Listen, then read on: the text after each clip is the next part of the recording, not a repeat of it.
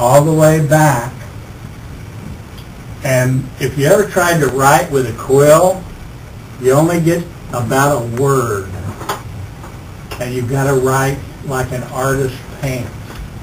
It's a very flowing way that you maneuver, because if you don't, it'll smear the word on the paper and you'll run out of ink faster. So you've got to dip the quill back in the ink all the time. And you have to keep doing this, and if you start getting really proficient at it, you might get 2 words. Now, guess how many words Lewis and Clark and the 6 men that kept journals wrote in their 2.5 years? Somebody guess. Nobody. You guys have had a free ride. Nobody's had to guess. What do you think? How many words do you think they wrote with a quill? Just take a wild guess. If you don't, I'm going to tell you. They wrote 1 million. So they wrote 1 million words, 6 guys. They were making their own ink, and whenever they stayed in Mandan, it got 40 below zero that winter. So their ink flowed. So they would have to thaw the ink that they made before they could write. So when you think you got it rough, think about that. I have written probably half dozen pages when I was on the trip just to see what it was like. It wasn't that much fun. The one thing that hasn't changed in all this time is the misery of being on the trip. The misery never stops. Every day. Thank you. And part of the reason is mosquitoes. The mosquitoes are still out there by the thousands and thousands, and the heat. Those 2 things make it so miserable. The first day and the first night that I was on the expedition, I got to thinking I'd made a mistake because I was so miserable and the mosquitoes were so bad. And in the journal I kept on the first day, I wrote that I was sleeping on the upper deck of the keelboat and the mosquitoes ran me off within 15 minutes. And you were supposed to have everything as authentic as possible, and we tried to eat buffalo. We did eat buffalo, deer, catfish, all this stuff. But I brought mosquito repellent because I knew they were going to be bad, and they ate the mosquito repellent like it was chocolate cake. It's nothing. And so the mosquitoes got me off of the top of the keelboat in about 15 minutes, and I went down below where at night we would put a tarp, a canvas, over the whole front end of the keelboat, and about 8 men would sleep under that. So that night I got under there, and it was just full of bugs, full of black gnats.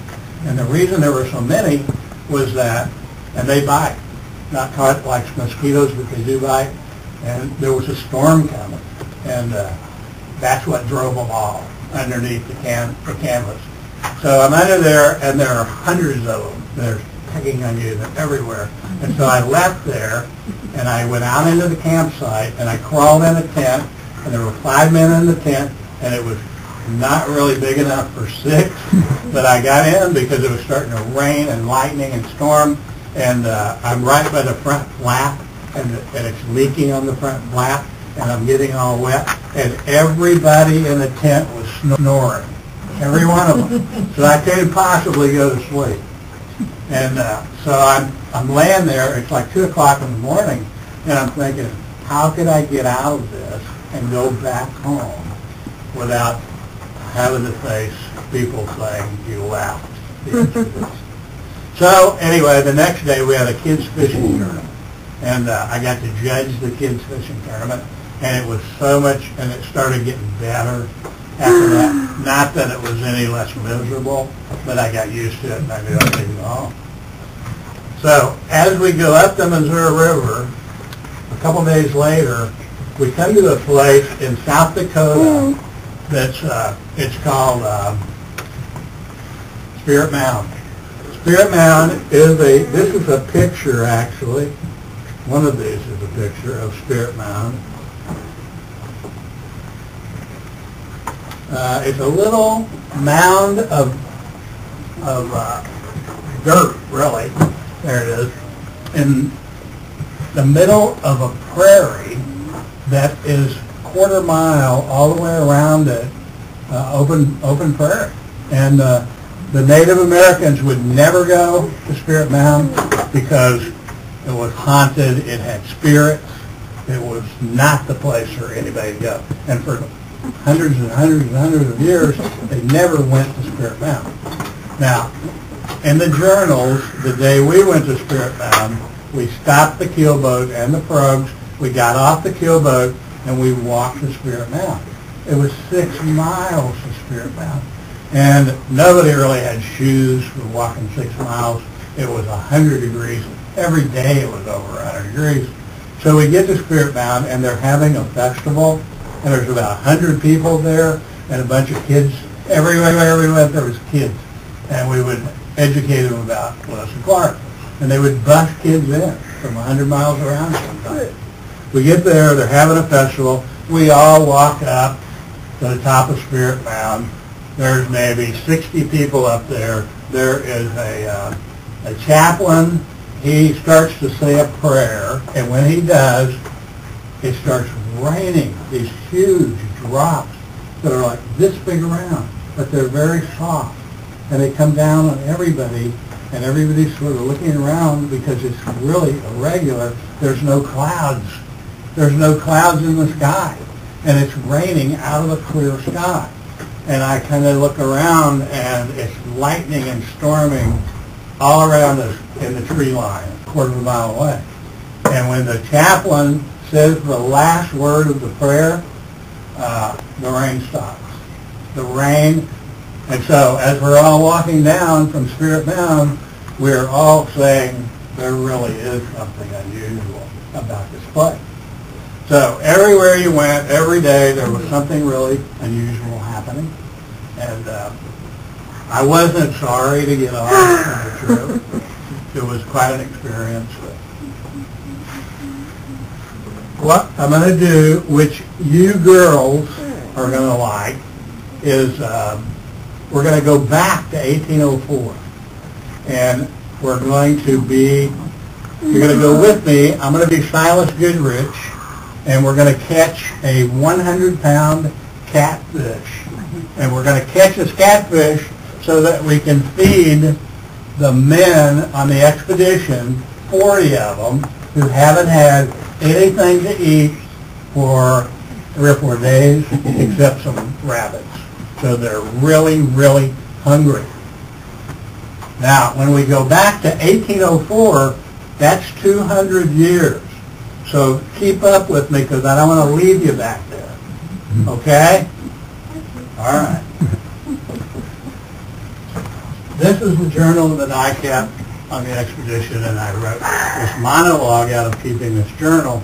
And if any of you want to write a book, you should think about keeping a journal. It's a great idea, isn't it, Deb?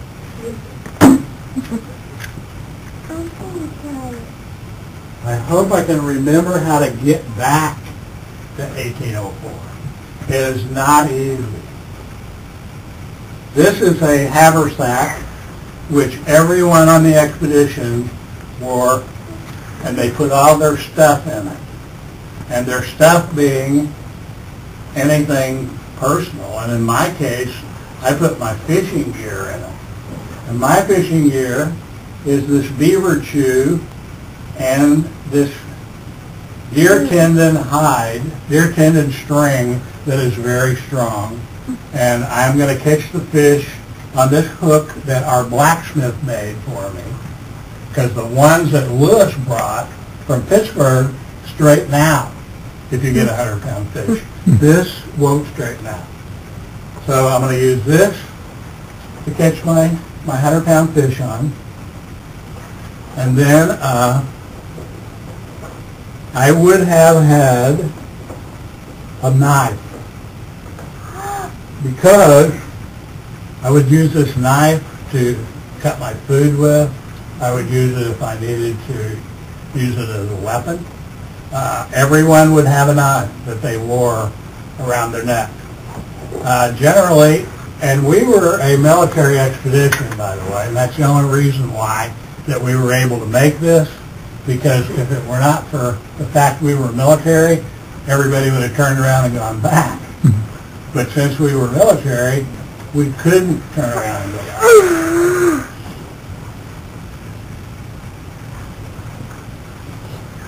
I have this, oh my gosh, this is my bait fish. Trying to get out of my pouch. Didn't want to go back to 1804. I have this a grizzly bear claw, which I just hang around my neck because I want to. Now this is a patch that I have on my hand, and the reason I'm wearing it is because the last catfish I caught put his horn all the way through my hand, and it's infected, and I'm not going to tell Lewis about it because he'll bleed me, because that's what he does to everybody. He bleeds everybody that gets sick, and he also gives them some really bad medicine. So I've been treating it with gunpowder, and it's really getting better. I've been putting gunpowder on it, and it looked bad before I started.